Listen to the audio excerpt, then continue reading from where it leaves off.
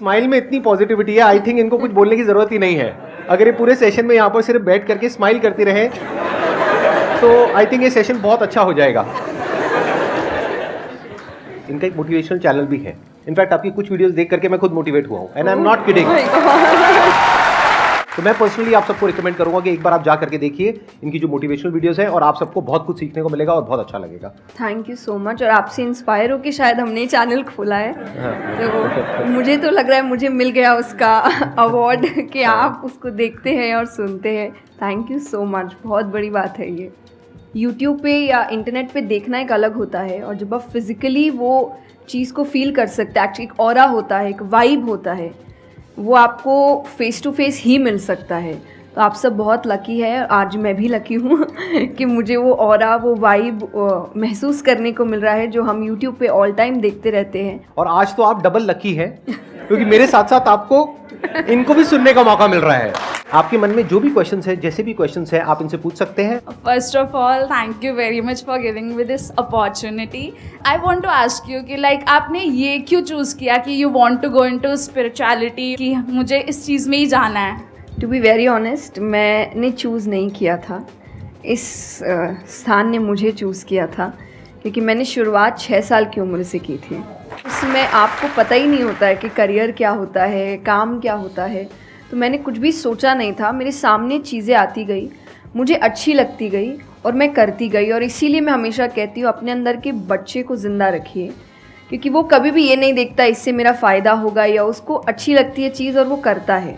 तो मैंने वो बचपने में मुझे वो चीज़ अच्छी लगी और मैंने उसको किया, और फिर अपने आप ही सामने चीज़ें आती गई, चाहे फिर वो भजन आए, फिर कथा आई, मोटिवेशनल सेशंस आए, जो जो सामने आता गया और जो जो मुझे लगा कि मेरे बस की बात है, मैं कर सकती हूँ, वो मैंने किया। और फिर मुझे पता ही नहीं चला कि कब सिचुएशन कहाँ हो गई। जब मुझे समझने का मौका मिला कि चलो कुछ बनते हैं, मैं ऑलरेडी बन चुकी थी। मेरा क्वेश्चन कंसंट्रेशन पावर को लेके है, या दूसरी तरह से बोल सकते हैं अवेयरनेस को लेके। जैसे किसी भी काम पे जो ध्यान लगाने की कैपेबिलिटी होती है वो डिफ़र करती है पर्सन टू पर्सन। मुझे पूछना था क्या कोई इसका बायोलॉजिकल बेसिस भी है, या सिर्फ प्रैक्टिस पे डिपेंड करता है कि किसी की प्रैक्टिस थोड़ी कम है और किसी की ज़्यादा? कई ऐसे एक्सरसाइजेज है जो आपको हेल्प करती है कंसंट्रेशन के लिए। तो जो मैं एक्सरसाइज फॉलो करती हूँ वो लिसनिंग प्रैक्टिस है, कि मैं सोने से पहले या सुबह उठ के कुछ देर 5 मिनट्स 10 मिनट्स मैं बिल्कुल शांत माहौल में और मैं साउंड सुनने की कोशिश करती हूँ। और ऐसा माना जाता है कि जिस दिन आपको 5 से ज़्यादा साउंड सुनने लग जाएं, और 5 का मतलब हुआ कि ऐसा नहीं कि आपके घर में टीवी और मिक्सी और सब चल रहा है तो आप कहे कि अरे भाई 5 साउंड सुनाई दे दिए, नहीं। जब शांति हो तो वो एक बहुत अच्छी प्रैक्टिस है जो आपके दिमाग को हेल्प करती है किसी एक चीज़ पर ध्यान लगाने के लिए। तो आप ऐसे कंसंट्रेशन पावर के एक्सरसाइजेज होती कर सकते हैं, और जो मैं करती हूँ मैंने आपको बताया, मैं रोज़ करती हूँ। अभी तक मैं 3 से आगे बढ़ी नहीं हूँ, लेकिन आई होप जल्दी 5 आवाज़ों से ज़्यादा सुनाई देने लगे। बचपन से जो आपने किया अभी तक वो तो मैटर करता ही है। फॉर एग्जाम्पल, अगर आप बचपन से ही सिर्फ कंप्यूटर पर ही अपना टाइम पास कर रहे हो या मोबाइल पे, जो आजकल बड़ा कॉमन हो गया है, तो आपकी जो कंसंट्रेशन पावर है वो पैसिव वे में तो अच्छी होगी। यानी कि अगर कोई कंटेंट है उसको आप कंज्यूम कर रहे हो तब तो आपका माइंड वहां पर लग जाएगा, लेकिन जब खुद ध्यान लगाने की बारी आएगी तो आप नहीं लगा पाओगे। एक्टिव कंसंट्रेशन आप नहीं कर पाओगे। और वही आपका क्वेश्चन है कि जो अपनी एक्टिव कंसंट्रेशन पावर है उसको कैसे बढ़ाया जाए, यानी कि आप जब चाहे, जहां चाहे, जितनी देर के लिए चाहे उतनी देर के लिए अपना ध्यान लगा सके, और जब चाहे वहां से ध्यान हटा सके। इसी को कहेंगे ना कि एक्चुअल में आपका जो ध्यान है वो आपके कंट्रोल में है। नहीं तो इतना कुछ है इस दुनिया में, वो तो सब खींचने के लिए तैयार बैठे हैं आपके ध्यान को, आपकी अटेंशन को। अगर फाइनेंशियली बात करी जाए तो आज की डेट में सबसे ज्यादा जो वैल्यू है वो आपकी अटेंशन की है। जितनी भी कंपनीज हैं उनके लिए सबसे इंपॉर्टेंट है आपकी अटेंशन। अगर आपकी अटेंशन आपके हाथ से निकल जाती है और उनके हाथ में चली जाती है तो वो हो जाएगा जो वो चाहते हैं, यानी उनको प्रॉफिट हो जाएगा, आपको नुकसान होता है हो जाए। तो अब सवाल उठता है उसको कैसे बढ़ाया जाए। चेस बहुत अच्छा तरीका है उसको बढ़ाने का। स्पोर्ट्स से आपकी कंसंट्रेशन पावर बढ़ती है। जैसे मुझे बैडमिंटन बहुत पसंद है, तो बैडमिंटन में सारा ध्यान कहां पर होता है? शटल के ऊपर, और कोई थॉट माइंड में आ ही नहीं सकता, क्योंकि अगर वो आया तो शटल से आपका ध्यान हट गया और आप हार जाओगे। तो sports is another way of doing it. उसके अलावा जैसे इन्होंने बताया लिसनिंग, अगेन वेरी पावरफुल, बहुत तरह की साउंड्स हैं, बहुत तरह की वाइब्रेशंस हैं इस यूनिवर्स में, बट हमारा ध्यान नहीं है उसकी तरफ। कुछ ग्रॉस है, कुछ सटल है। तो जैसे जैसे हम सटल जाते हैं तो ऐसी बहुत सारी वाइब्रेशंस हमारी पकड़ में आती है जो नॉर्मली लोगों की पकड़ में नहीं आ पाती है। क्यों? क्योंकि उनका ध्यान दो जगह पे होता है, या तो इस दुनिया में जो कुछ हो रहा है वहां पे होता है, या फिर अंदर जो थॉट चल रहे होते हैं वहां पे होता है। इसके अलावा और कहीं नहीं होता है। तो उन वाइब्रेशंस को सुनने के लिए हमको कानों की भी जरूरत नहीं है। इवन विदाउट योर ईयर्स, अपने कान बंद करके भी आप सुन सकते हो उन साउंड्स को। तो शुरुआत वहां से करो, धीरे धीरे आप देखोगे आपका जो ध्यान है वो आपकी पकड़ में आने लग जाएगा। मेरा क्वेश्चन आपसे मतलब दोनों से ही है, वो ये कि हम लोग मतलब आज की सोशल मीडिया वाला ज़माना है तो हम लोग बहुत डिस्ट्रैक्टेड रहते हैं, और जब भी स्पिरिचुअलिटी की बात होती है फैमिली में, फ्रेंड्स में, तो सभी ये कहते हैं कि स्पिरिचुअल अभी होने की ज़रूरत नहीं है, करियर पे ध्यान दो, अभी कौन सा टाइम है, बाद में देख लेना। और हम लोगों के घरों में भी हम देखते हैं। तो मैम ये चीज़ कैसे मतलब उनको कैसे समझाई जाए कि ये चीज़ कितनी इम्पॉर्टेंट है और उसकी इम्पोर्टेंस क्या है? मेरे हिसाब से, और आई थिंक मेरे क्या पूरी दुनिया के हिसाब से, जो भी स्पिरिचुअलिटी को ठीक से समझता है, ये यंग एज प्रोसेस ही है। जैसे अगर आप रिलीजियस वे में भी सुने तो भगवान को हम कुछ भी चढ़ाते हैं वो फ्रेश होता है। प्रसाद है, फूल है, कुछ भी 1 दिन 2 दिन पहले नहीं होता। तो हम खुद इतने पुराने होके क्यों फिर अपने आप को चढ़ाते हैं? जब आप रिजिड हो चुके हैं, जब आपको आगे कुछ काम खास करना नहीं है, आप रिटायर हो चुके हैं, तब आप उस स्पिरिचुअलिटी का करेंगे क्या? आपकी लाइफ में कोई चैलेंजेस होंगे ही नहीं जब सामना करने के लिए। तो स्पिरिचुअलिटी मतलब सिर्फ पूजा पाठ नहीं होता। मंत्र, जैसा मैंने लिसनिंग एक्सरसाइज बताई, वैसे ही मंत्र चैंटिंग भी एक बहुत बड़ी एक्सरसाइज है कि आप मंत्रों का उच्चारण करते हैं मेडिटेशन में। क्योंकि जो पावर, जो वाइब्रेशंस वो साउंड रखते हैं, वो आई थिंक दुनिया में और कहीं नहीं है। तो वो आपके करियर के लिए, कंसंट्रेशन पावर के लिए, कॉन्फिडेंस के लिए, मेमोरी पावर के लिए, सबके लिए बहुत अच्छा है। तो आपको यही समझाना है कि आप स्पिरिचुअलिटी का मतलब, एक तो पहले ये पर्सपेक्टिव हटा दें कि हम सब त्याग देंगे, हम सब छोड़ देंगे। ऐसा कुछ भी नहीं होता। गीता जी में स्पिरिचुअलिटी का ज्ञान उसको दिया गया है जिसको आगे जाके राजा बनना है। अर्जुन को, उसके पास क्या लग्जरी नहीं है, राज्य नहीं है, पैसा नहीं है, क्या नहीं है। तो अध्यात्म का मतलब कभी भी नहीं होता सब कुछ छोड़ देना, सबके बीच रहना है, पर इस तरीके से रहना है कि वो आप पर हावी ना हो हर चीज़। यही आध्यात्म है, यही स्पिरिचुअलिटी है कि बाहर की चीज़ें यहाँ ट्रबल ना कर सके, बस इतना ही करना है। अर्जुन कह रहा है कि क्या मैं सब कुछ छोड़ छाड़ के चला जाऊं? और भगवान कृष्ण उसको क्या बोल रहे हैं कि अभी जो तुम्हें करना है उस पर ध्यान दो। सब कुछ छोड़ना सोल्यूशन नहीं है। खुद को पहचानो कि तुम क्या हो। जो प्रॉब्लम की पूरी जड़ थी वहां पर, वो ये थी कि अर्जुन भूल गया था कुछ देर के लिए कि वो एक्चुअल में कौन है, जैसे हम भूल जाते हैं। तो भगवान उसको याद दिलाने का काम कर रहे हैं कि तुम एक योद्धा हो, तुम्हारा काम है लड़ना धर्म के लिए। तो भगवान उसको वो ज्ञान दे रहे हैं। ऐसे ही अगर आप एक स्टूडेंट हो तो आपका काम क्या है? पढ़ाई करना। अब आपको देखना है कि उसमें ये जो बातें हैं, इनकी बातें, मेरी बातें, या कहीं भी हमारे जो स्क्रिप्चर्स में बातें हैं, वो किस तरह से आपको काम आ सकती है वो करने में, जो अभी आपकी लाइफ की इस स्टेज में, इस पॉइंट पर आपके लिए करना सबसे इंपॉर्टेंट है। तो स्पिरिचुअलिटी 2 तरीके की हो गई। एक वो जो आपको भटका रही है, यानी कि वो लोग जो खुद अच्छे से नहीं समझ पाए स्क्रिप्चर्स को, वो आपको क्या कहेंगे कि सब कुछ छोड़ दो। और दूसरे वो जो एक्चुअल में समझ गए हैं कि क्या बात करी जा रही है, तो वो आपको क्या कहेंगे कि जो भी कर रहे हो उसको करो, अच्छे से करो, पूरे ध्यान से करो, पूरी ईमानदारी से करो, उसमें कोई कमी मत छोड़ो, क्योंकि यही आपको हेल्प करेगी लाइफ में आगे कुछ भी करने के लिए। अगर आज आप अपने काम को ढंग से नहीं कर पा रहे, तो कल अगर स्पिरिचुअलिटी में आपको कोई इंक्वायरी करनी है, स्क्रिप्चर्स को समझना है, क्या वो आप ईमानदारी से कर पाओगे? आप अगर अपना काम ठीक से कर रहे हैं, आपके इंटेंशंस अच्छे हैं, आप ऑनेस्ट हैं, आप पेशेंस रख रहे हैं, आप स्पिरिचुअल हैं। तो इसीलिए आपको बस अपना काम, जो उन्होंने सही कहा, एकदम ठीक से ईमानदारी से करना है। क्योंकि अगर यहाँ ईमानदार नहीं, क्योंकि जो आपका काम है, तो फिर कहीं और तो ईमानदारी की फिर बात ही क्या कर सकते हैं हम। दोस्ती बहुत बहुत ज़रूरी होती है, और इस पे भी मेरा एक छोटा सा वीडियो है कि आप फ्रेंड्स को आइडेंटिफाई कैसे करें, या वही जो क्वालिटीज़ है वो खुद में भी कैसे लाएं। तो सबसे पहली क्वालिटी यही है कि हम जो सिर्फ सैटरडे संडे जिन दोस्तों से पार्टी करने के लिए मिल रहे हैं, वो आपके दोस्त नहीं होते हैं। वो आप बस एंटरटेनमेंट के लिए, आपको मस्ती करना है, मज़ा करना है तो आप मिल रहे हो। लेकिन एक्चुअल जो आपके दोस्त होते हैं ना, वो आपको भी सिखाते हैं, आप उनको भी सिखाते हैं, वो आपके साथ ग्रो करते हैं। और जैसा आपने कहा एसेंस, जैसे मैं मेरे पेरेंट्स के जो दोस्त हैं सालों से इक्के दुक्के हैं लेकिन अभी तक है, और अभी भी हम कई बार ऐसा लगता है कि आप ऐसे कैसे बात कर रहे हो उनसे, तो वो कहते हैं हमारे दोस्तों को अपने दोस्तों जैसा मत समझना कि हम एक दो बोल देंगे या एक दो चीज़ें हो जाएंगी और हमारी दोस्ती टूट जाएगी। हमारी दोस्ती इस चीज़ पर नहीं बनी है। वो अगर महीनों भी एक दूसरे से नहीं मिल रहे हैं या एक साल तक भी उन्होंने बात नहीं की है, वो एक साल बाद भी फ़ोन करते तो वो वैसे ही होते जैसे वो एक साल पहले थे, जहाँ उनकी बात छूटी थी बिल्कुल वैसे। तो सबसे पहली चीज़ कि यही कि ज़रूरी नहीं है आपको अपने दोस्तों से हर एक इंटरवल में मिलना है तभी आपकी दोस्ती कायम रह सकती है, क्योंकि अब लोग आगे बढ़ रहे हैं, बिज़ी हो रहे हैं, काम कर रहे हैं, दूसरे शहरों में पढ़ने जा रहे हैं। अगर आपकी दोस्ती सिर्फ मिलने मिलाने से और मस्ती करने से, तो वो दोस्ती नहीं है।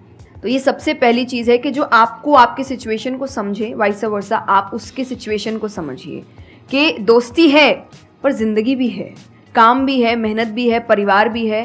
सबसे बड़ी तपस्या, सबसे बड़ा तप मैं कहती हूँ गृहस्थ जीवन ही है। Thank you for the compliment. उसमें आपको इतना कुछ करना पड़ता है, वो एक सिचुएशन को समझना ज़रूरी है। दूसरा, आजकल जो एक ट्रेंड बन चुका है कि फ्रेंड्स सपोर्टिव होने चाहिए, तो सपोर्टिव का मतलब ये नहीं कि तुम गलत भी करो, तो जो कर्ण और दुर्योधन की दोस्ती थी कि नहीं भाई पाप भी कर, मार, गलत कर, मैं तो साथ खड़ा हूँ, ये दोस्त ये नहीं बहुत बड़ा होते पॉइंट हैं। बोला है इन्होंने, अभी इसके बारे में मैं बात करूँगा। तो ये दोस्त नहीं होते हैं। दोस्त आपको आपके पास खड़े रहेंगे सपोर्ट में, लेकिन ये हर वक्त बताएंगे कि तुम गलत हो, तुम गलत कर रहे हो, इसकी सज़ा मिलेगी।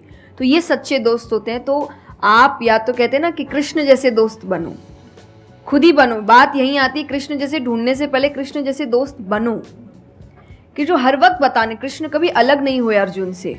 जब वो कहने लगा कि मैं नहीं लड़ सकता, ये नहीं, उन्होंने उस वक्त बहुत डांटा कि क्षत्रिय है, ये तरीका है बात करने का, ऐसे बोलते हैं, तो इतना बड़ा महाबाहु है, बड़े बड़े नाम बताए, याद दिलाया कि तुम कितने अच्छे हो।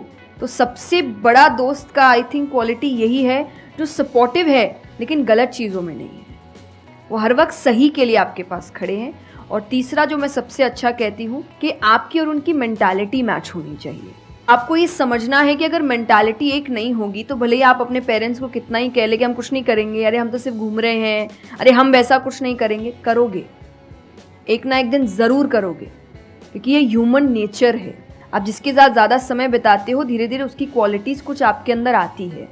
तो ज़रूरी है कि वो बिहेवियर, वो पैटर्न, वो मेंटालिटी, वो माइंडसेट मैच होनी चाहिए दोनों की, तभी आप एक साथ ग्रो कर सकते हैं। वरना वही सैटरडे संडे मिलना और ज़िंदगी ख़राब करना, यही हो पाएगा बस।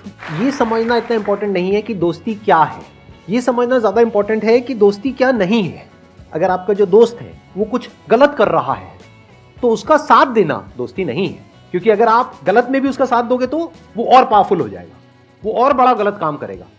मानो आपका दोस्त पी करके गाड़ी चला रहा है, तो दोस्ती ये नहीं है कि उसको बोलना कि हाँ चल कर कर कर कर कोई नहीं, और बड़ा और बड़ा और बड़ा नहीं। उस वक्त क्या बोलना, गाड़ी रोक, मैं उतर रहा हूँ। अब उसके बाद आपका क्या होगा वो बाद में देखेंगे, वो डिपेंड करता है कि आपको कहाँ उतारा उसने। जो इन्होंने एग्जाम्पल दिया दुर्योधन वाला, बहुत इंपॉर्टेंट है वो समझना। ऐसे लोगों से दूर रहो, ये दोस्ती है। दोस्ती को तोड़ देना दोस्ती होता है बहुत बार। कई बार लाइफ में ऐसा पॉइंट आ जाता है जो एक धर्म संकट के जैसा होता है, जहां पर जा करके आपको साफ नजर आ रहा होता है कि ये जो इंसान है ये सिर्फ अपना ही नहीं मेरा भी सर्वनाश कर देगा। ऐसे लोगों को छोड़ देना दोस्ती है। फिर अगर उसके अंदर इंसानियत वापस से जागती है तो वापस से वो अगर आपके पास में आता है तो ठीक है, नहीं आता है तो कोई बात नहीं, छोड़ दो ऐसे दोस्तों। तो बड़े ध्यान से चुनना अपने जो दोस्त है। जो इन्होंने कहा, संगति बहुत इंपॉर्टेंट है लाइफ में। इसीलिए पहले के ज़माने में सत्संग की इतनी वैल्यू होती थी। हर घर में एक सत्संग हॉल होता था एक ज़माने में। आज जैसे हम सत्संग का नाम सुनते हैं हमारे माइंड में कुछ और ही आने लग जाता है। सत्संग मतलब सत्य के संग। सत्य मतलब वही जो इन्होंने कहा कि जब कोई सही रास्ते पे चल रहा है तो उसका साथ देना, और कोई झूठ के रास्ते पे चल रहा है, कोई गलत काम कर रहा है तो उसका साथ छोड़ देना। तो सत्य के साथ रहना। वो लोग जो सत्य बोलते हैं, वो लोग जो सत्य की राह पे चल रहे हैं, वो लोग जो धर्म की राह पे चल रहे हैं। ये वर्ड सुनने में आपको थोड़े से पुराने लगेंगे, लेकिन अगर इसकी डेप्थ को आप समझोगे तो अंदर से आप समझ पाओगे कि मैं क्या बोल रहा हूँ, किस लेवल से बोल रहा हूँ। आज ये ज़माना अलग हो गया है कि भगवान से भी लेन देन का मामला चल रहा है कि आप मेरा ये काम कर दो तो ये हो जाएगा, और काम एक भी नहीं हुआ तो भगवान बदल ले, कि भाई कहीं और माथा टेकते हैं, यहाँ तो काम हो नहीं रहा। तो ये भक्ति नहीं होती। तो एक तो जो परसेप्शन भक्ति का बन गया है कि भजन कीर्तन पूजा पाठ कर लिया और भक्ति हो गई। भक्ति का असल मीनिंग है सरेंडर, समर्पण। और समर्पण व्यक्ति कब करता है? जब पहला चीज़ विश्वास होता है कि वो जो भी करता है वो सही करता है। मुझसे कई बार लोग पूछते हैं कि आप बहुत ज़्यादा डिप्रेशन में नहीं जाते, या कोई आपने सब कुछ देखा है, चाहे स्ट्रगल है, इंसल्ट है, रिजेक्शन है, हर फील्ड में हर चीज़ होती है।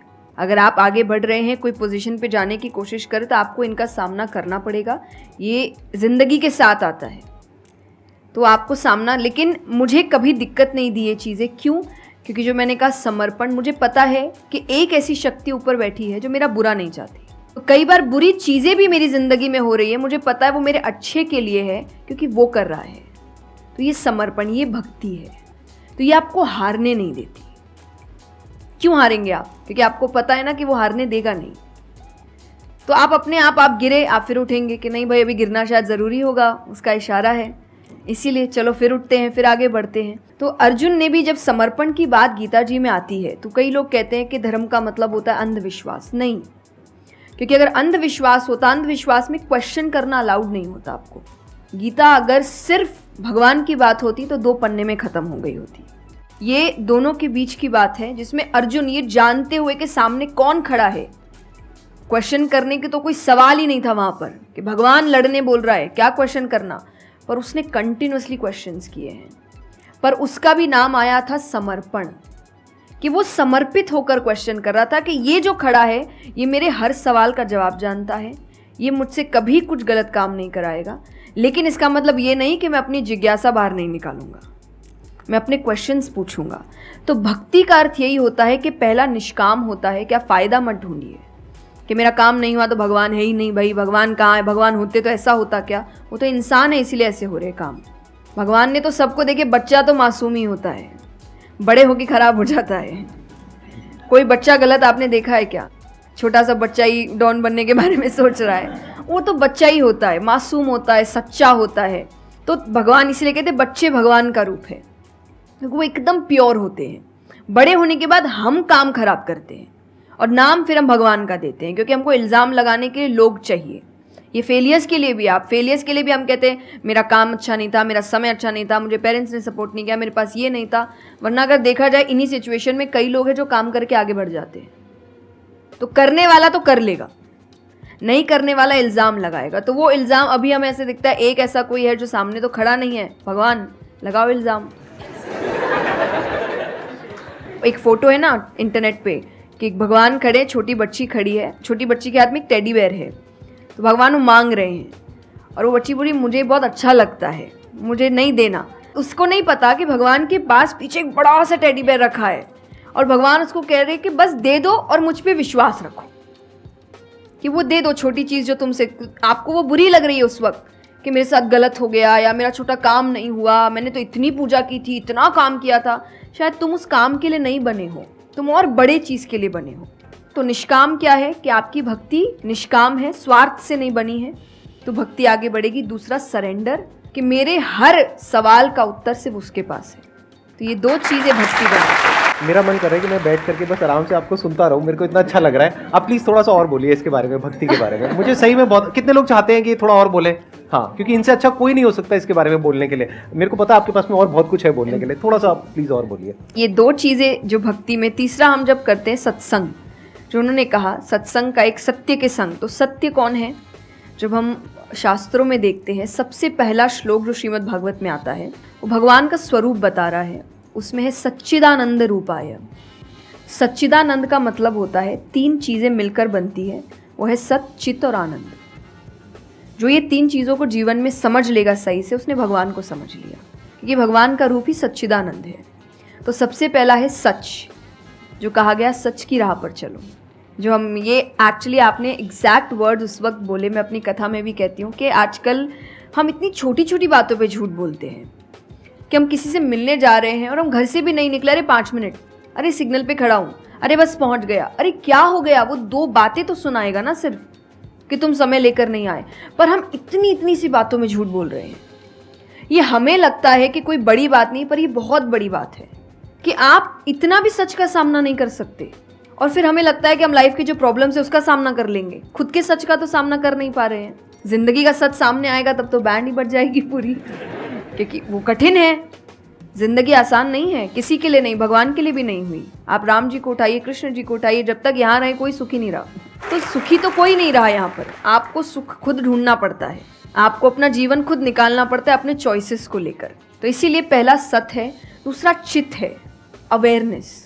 हम अवेयर नहीं है चीज़ों को लेकर, हम इग्नोर करते हैं। अवेयरनेस और इग्नोरेंस ये ऑपोजिट्स हो गए कि आप कोई भी चीज़ आपको समझ नहीं आ रही है, नहीं है। मैं अधिकतर नास्तिक लोगों को आप देखिए, उनको अगर पूछे ना भगवान को मानते हैं, तो उनके पास एग्जैक्ट रीजंस नहीं होते कि क्यों नहीं मानते।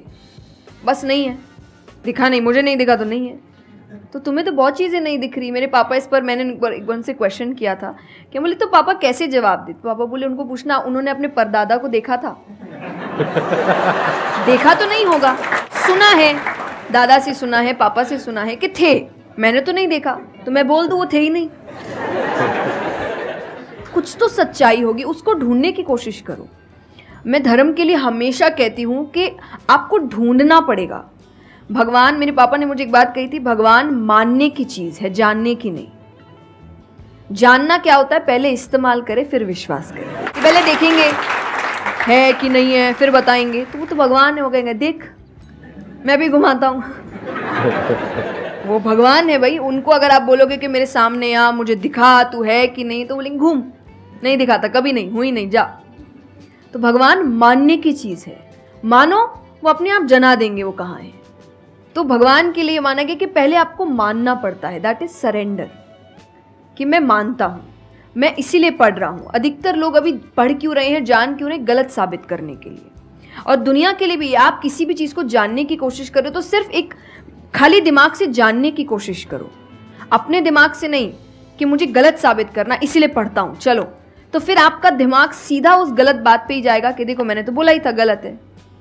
और उसके आसपास कितनी अच्छी बातें लिखी होगी आप देखेंगे नहीं, पर आपको जो बस साबित करना है, आप उस लोग सुनते भी आजकल इसीलिए हैं। मैं कथा में एक बात कहती कि बस आजकल कथा ही बची है सुनने वाली चीज़, वरना आप कहीं भी दो लोगों को देखिए वो बोलेगा मैं बोलता हूँ, नहीं मैं बोलता हूँ, नहीं मैं बोलता हूँ। दुख देखिए किसी के, प्रॉब्लम्स को एक बोलता है मेरी जिंदगी अच्छी नहीं चल रही, अरे मेरी उससे भी खराब है। आप किसी से मदद भी कहाँ मांगेंगे कि वो एक दुख सुनाओ वो 4 सुनाता है, तो क्या ही मदद मांगे कि तो मेरे से दुखी है, तू मेरे से और 500 रुपये रख भाई। ये तो इतना, तो लोग हर वक्त कोई सुनना नहीं चाह रहा, और सुन भी रहे हैं तो इसीलिए कि ताकि बस मैं बोल सकूं, कि ये ख़त्म करे, बस जल्दी से ये चुप हो ताकि मैं बोलूं। तो ये बंद करिए। भगवान ने अर्जुन की पहले पूरी बात सुनी थी, एक बार भी बीच में इंटरप्ट नहीं किया, उसकी पूरी बात सुनी। क्यों? तभी वो आंसर ठीक से कर पाएंगे। अगर आप बीच में हर चीज़ में इंटरप्ट करेंगे, लोगों के ओपिनियंस में इंटरप्ट करेंगे, तो आप उनकी बात को नहीं समझ पाएंगे। जितना सुनेंगे उतना सीखेंगे, क्योंकि बोलोगे तो वही जो आता है, पर सुनोगे तो कई बार ऐसी चीज़ें पता चलेगी जो नहीं पता, जो नहीं आता है। तो सत्संग यही है।